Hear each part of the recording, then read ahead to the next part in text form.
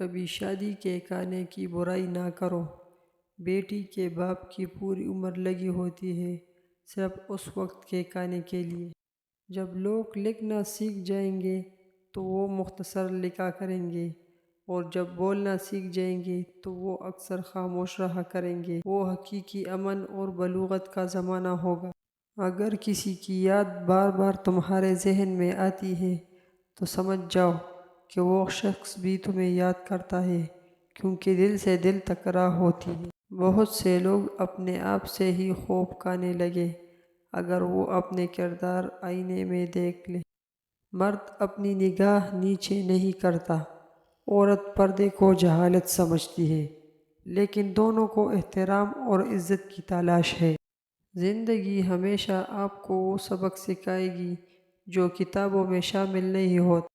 کبھی کبھی کوئی وجہ نہیں ہوتی، بس یوں ہی انسان زندگی کے پہیے میں ریشم کی تار کی طرح الجھتا چلتا جاتا ہے۔